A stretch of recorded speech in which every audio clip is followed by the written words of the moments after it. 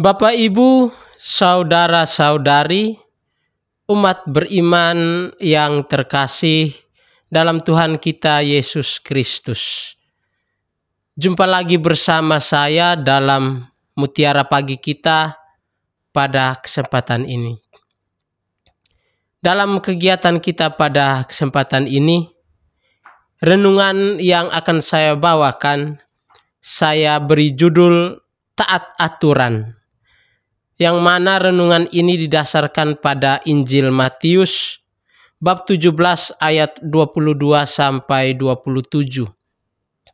Dalam renungan kita sebentar, kita akan mendengarkan bagaimana Yesus taat kepada aturan Bapanya, juga taat kepada aturan yang dibuat oleh manusia dalam hal membayar pajak.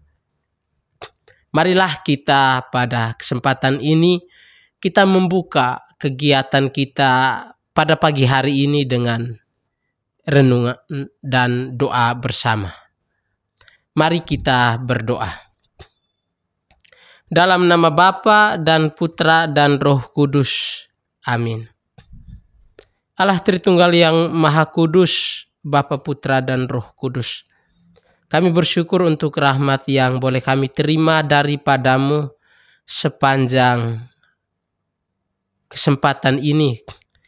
Engkau telah memberikan kepada kami nafas kehidupan yang baru, juga hari yang baru yang akan kami lalui. Kami mohon kepadamu ya Tuhan, pada kesempatan ini, sudahlah kiranya Engkau menyertai kami, agar kami senantiasa meresapi sabdamu dalam kehidupan kami, dan melaksanakannya sebagai pedoman tingkah laku kami bagi sesama setiap hari sepanjang hidup kami. Semua doa ini kami sampaikan kepadamu dengan perantaraan Kristus Tuhan kami. Amin. Dalam nama Bapa dan Putra dan Roh Kudus. Amin. Marilah kita bersama-sama mendengarkan sabda Tuhan.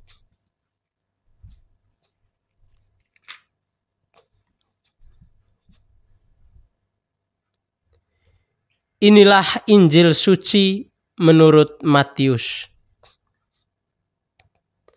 Pada waktu Yesus dan murid-muridnya bersama-sama di Galilea, Ia berkata kepada mereka, Anak manusia akan diserahkan ke dalam tangan manusia, dan mereka akan membunuh Dia, dan pada hari ketiga Ia akan dibangkitkan. Maka hati murid-muridnya itu pun menjadi sedih. Ketika Yesus dan murid-muridnya tiba di Kapernaum, datanglah pemungut bea bait Allah kepada Petrus dan berkata, Apakah gurumu tidak membayar bea 2 dirham itu? Jawabnya, memang membayar. Dan ketika Petrus masuk ke rumah, Yesus mendahuluinya dengan pertanyaan, Apakah pendapatmu Simon? Dari siapakah raja-raja dunia ini memungut bea dan pajak? Dari rakyatnya atau dari orang asing? Jawab Petrus, dari orang asing. Maka kata Yesus kepadanya, Jadi bebaslah rakyatnya. Tetapi supaya jangan kita menjadi batu sandungan bagi mereka, pergilah memancing ke danau. Dan ikan pertama yang kau pancing, tangkaplah dan bukalah mulutnya. Maka engkau akan menemukan mata uang 4 dirham di dalamnya. Ambillah itu dan bayarkanlah kepada mereka, bagiku dan bagimu juga. Demikianlah sabda Tuhan, terpujilah Kristus.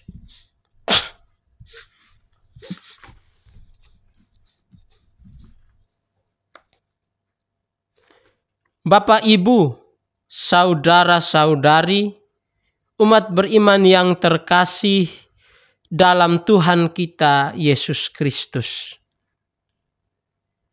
Manusia merupakan makhluk sosial yang senantiasa hidup dalam sebuah tatanan sosial. Tatanan sosial itu ada untuk mengatur hidup manusia sehingga dapat hidup dengan aman. Tatanan sosial juga mengatur tingkah laku manusia dengan alam. Dalam ilmu sosiologi, tatanan sosial diartikan sebagai konsep dasar yang mencakup pengaturan norma, nilai, peran, dan lembaga yang terstruktur dalam suatu masyarakat. Dengan kata lain, tatanan sosial juga mengatur bagaimana manusia harus bersikap dan bertindak dalam kehidupan berkomunitas, baik dengan sesama maupun dengan alam ciptaan. Tatanan sosial juga membantu masyarakat untuk merumuskan berbagai aturan yang mengatur kehidupan bersama.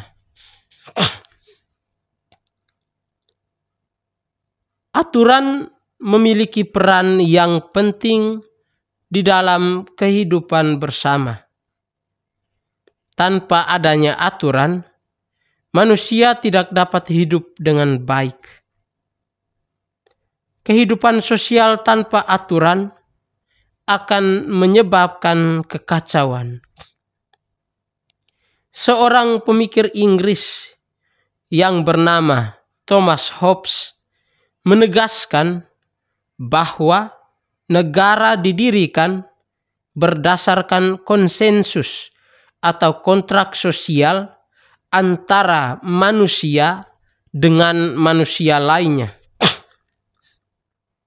Manusia menyerahkan hak-hak mereka kepada negara, sehingga negara memiliki hak untuk memaksakan norma yang berlaku dalam kehidupan bersama. Manusia pada dasarnya memiliki kecenderungan untuk mempertahankan diri.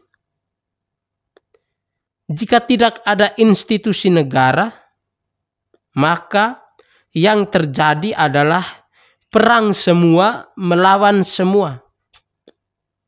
Manusia akan saling berperang untuk mempertahankan hidup mereka, untuk memperoleh sumber-sumber kehidupan yang ada di alam. Oleh karena itu, harus ada negara yang menjamin kehidupan bersama dengan menerbitkan berbagai macam norma dan aturan. Jika ada orang yang tidak mentaati norma atau aturan, maka negara berhak memberikan hukuman untuk menjamin ketertiban di dalam kehidupan bersama. Terlepas dari penjelasan yang bagus di atas, aturan memang sangat penting dalam kehidupan bersama. Aturan mengatur hidup manusia di dalam sebuah komunitas. Tanpa adanya aturan, manusia akan menjadi tidak terkendali, sehingga menyebabkan kekacauan di dalam sebuah komunitas. Aturan menjamin ketertiban dan keamanan. Di dalam keluarga, unit masyarakat terkecil, misalnya, tetap ada aturan yang mengatur kehidupan bersama. Komunitas yang baik ditandai oleh patuhnya setiap anggota komunitas terhadap peraturan yang ditetapkan. apapun alasan dan situasi yang dihadapi, manusia harus tetap taat pada peraturan yang berlaku. Nenek moyang kita sejak zaman dahulu juga menerapkan peraturan-peraturan yang sering kita sebut dengan adat istiadat. Di dalam adat istiadat ada aturan yang harus kita patuhi agar semuanya dapat berjalan dengan baik. Bapak, Ibu, saudara-saudari, umat beriman yang terkasih dalam Tuhan kita Yesus Kristus.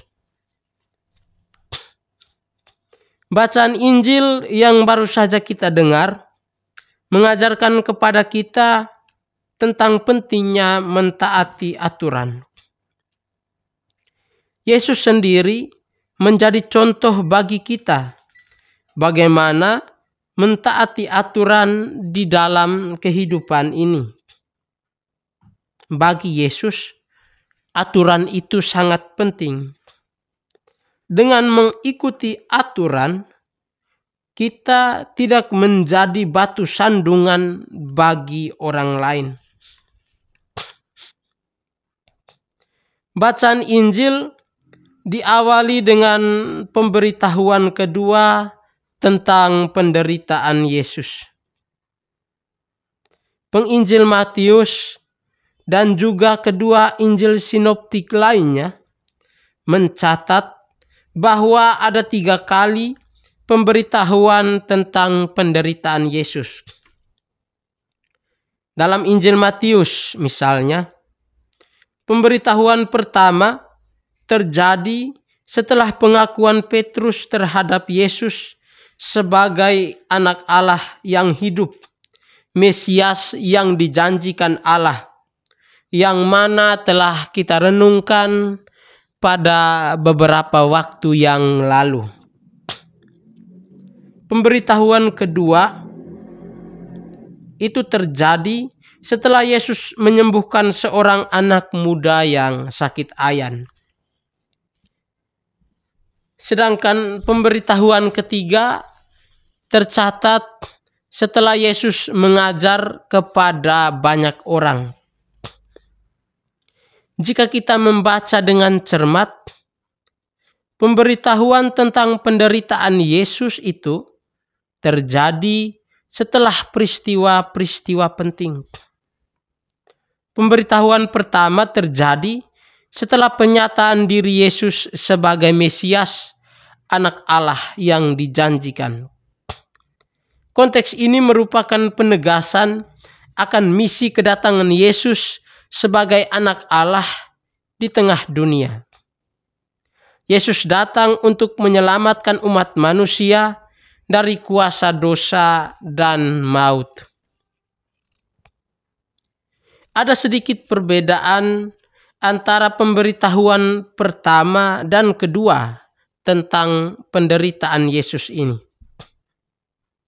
Dalam pemberitahuan yang pertama, Yesus menyampaikan secara lengkap detail penderitaan yang akan dialami, termasuk orang-orang yang terlibat di dalamnya, yang akan menghukum juga menyiksanya. Ada berbagai pihak yang turut andil dalam penderitaan Yesus nantinya. Pihak-pihak itu sebenarnya mewakili setiap kelompok masyarakat yang ada di dalam kehidupan kita. Di dalam masyarakat ada orang yang dikelompokkan di dalam kelompok-kelompok tertentu. Ada yang menjadi pemimpin, ada juga yang menjadi masyarakat biasa. Sedangkan dalam pemberitahuan yang kedua, Yesus hanya menegaskan kembali perihal penderitaan yang akan dialaminya nanti.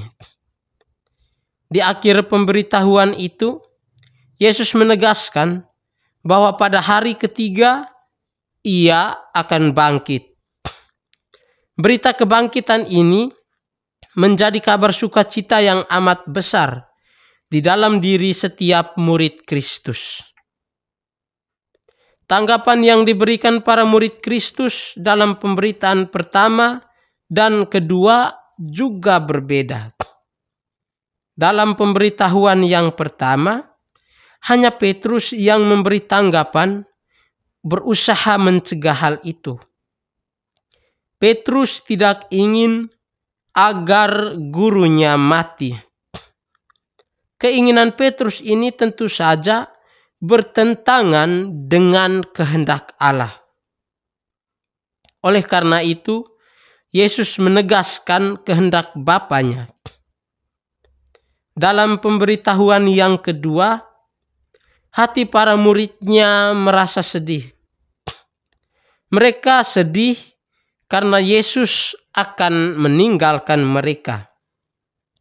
Rupanya mereka hanya berfokus pada penderitaan, bukannya pada kabar gembira, yaitu kebangkitan pada hari ketiga. Pemberitahuan tentang penderitaan Yesus ini sebenarnya merupakan bentuk ketaatan Yesus kepada Bapanya.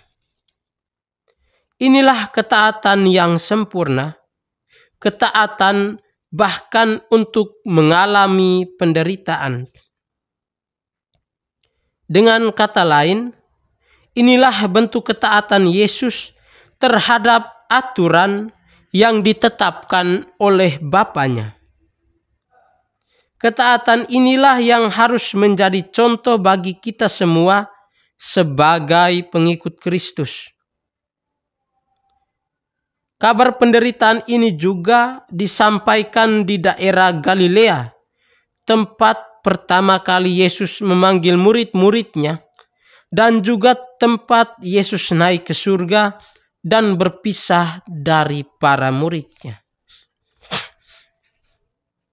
Setelah pemberitahuan tentang penderitaannya, Yesus dan para muridnya juga dihadapkan pada aturan tentang membayar bea bait Allah. Ketika Yesus dan murid-muridnya tiba di daerah Kapernaum, petugas bait Allah itu datang dan bertanya kepada Petrus tentang membayar bea bait Allah. Rupanya Yesus mendengar pembicaraan itu, sehingga Yesus bertanya pula kepada Petrus untuk meminta pendapatnya. Biasanya bea itu dipungut dari orang asing. Hal ini dibuktikan dengan jawaban Petrus ketika ditanya oleh Yesus. Namun, Yesus tidak mau menimbulkan persoalan yang lebih besar lagi. Oleh karena itu, Yesus meminta Petrus untuk memancing. Di dalam mulut ikan pertama yang dipancingnya, akan ditemukan uang sejumlah 4 dirham. Yesus meminta untuk membayarkannya bagi Yesus dan juga untuk Petrus. Tindakan Yesus yang membayar bea bait Allah ini menunjukkan ketaatan Yesus terhadap aturan. Yesus, Allah yang Maha Kaya, tetap taat kepada aturan manusia untuk membayar bea. Yesus menunjukkan ketaatan kepada Bapanya, juga ketaatan terhadap aturan manusia. Ketaatan inilah yang menjadi contoh bagi kita sekalian. Bapak, Ibu, saudara-saudari, umat beriman yang terkasih dalam Tuhan kita Yesus Kristus. Taat aturan itu sangat penting dalam kehidupan kita setiap hari. Kita dapat membayangkan jika kita hidup tidak diatur oleh aturan yang berlaku. Singkatnya, kita hidup tanpa aturan. Orang akan masuk ke tempat kerja sesuka hati, kemudian pulang juga sesuka hati. Sekolah-sekolah tidak dapat berjalan dengan baik tanpa adanya aturan yang mengikat. Anak-anak sekolah dan bahkan para guru akan datang sesuka hati, juga pulang sesuka hati. Pelajaran entah berjalan atau tidak menjadi masalah. Tidak akan ada ketertiban di dalam masyarakat tanpa aturan yang berlaku. Bahkan kehidupan manusia akan menjadi kacau jika tidak ada aturan yang mengatur kehidupan bersama. Hal yang harus kita tahu ialah aturan yang diterapkan bahkan juga dapat membantu manusia mengembangkan diri. Aturan mengarahkan manusia agar tetap berada di jalan yang lurus. Pertanyaannya, bagaimana dengan kenyataan yang kita alami, yang kita hadapi setiap hari? Dalam kenyataannya, kita masih saja menjumpai bahwa ada orang yang tetap saja melanggar aturan. Contoh yang paling sederhana ialah aturan lalu lintas. Secara khusus, aturan dalam mengendarai sepeda motor. Kalau kita melihat ada orang yang tidak menggunakan helm ketika mengendarai sepeda motor, mereka beralasan bahwa tidak memiliki helm, buru-buru, atau bahkan tidak ada polisi yang akan menilang karena memang belum saatnya. Kalau ada jadwal tilang, maka semua orang akan berpakaian lengkap termasuk menggunakan helm. Pola pikir seperti ini sebenarnya merupakan pola pikir yang salah. Helm hendaknya digunakan oleh setiap pengendara sepeda motor, entah itu ada polisi atau tidak. Ada orang yang pakai helm karena takut ditilang oleh polisi. Padahal kehadiran polisi itu sebenarnya untuk mengingatkan kita akan pentingnya helm. Helm yang kita gunakan bukan untuk kepentingan polisi, melainkan untuk keselamatan kita. Pola pikir seperti inilah yang harus diterapkan di dalam kehidupan kita setiap hari. Ini merupakan salah satu masalah yang fatal, tetapi tidak disadari oleh semua orang. Melalui bacaan Injil yang baru saja kita dengar dan kita renungkan pada kesempatan ini, kita diajak untuk menjadi orang-orang yang taat aturan. Kita hendaknya menjadi teladan dalam hal taat aturan. Jangan kita taat aturan kalau ada atasan. Ketika kita mentaati aturan, kita telah memberikan sumbangan yang besar untuk menciptakan keteraturan di dalam masyarakat. Amin. Bapak, Ibu, saudara-saudari, umat beriman yang terkasih. Demikianlah renungan yang saya bawakan pada kesempatan ini. Mari kita tutup kegiatan kita pada hari ini dengan berdoa. Dalam nama Bapa dan Putra dan Roh Kudus. Amin. Allah Tritunggal yang Maha Kudus, Bapa, Putra, dan Roh Kudus, Engkau telah menciptakan manusia untuk hidup bersama. Manusia pada dasarnya tidak dapat hidup sendiri. Dalam kehidupan bersama, kami membutuhkan aturan untuk mengatur agar semuanya dapat berjalan dengan baik. Karena itu kami mohon kepadamu, bantulah kami. Semoga kami menjadi orang yang selalu taat aturan, sehingga kehidupan kami dapat berjalan dengan baik. Semua doa ini kami sampaikan kepadamu dengan perantaraan Kristus Tuhan kami. Amin. Dalam nama Bapa dan Putra dan Roh Kudus. Amin.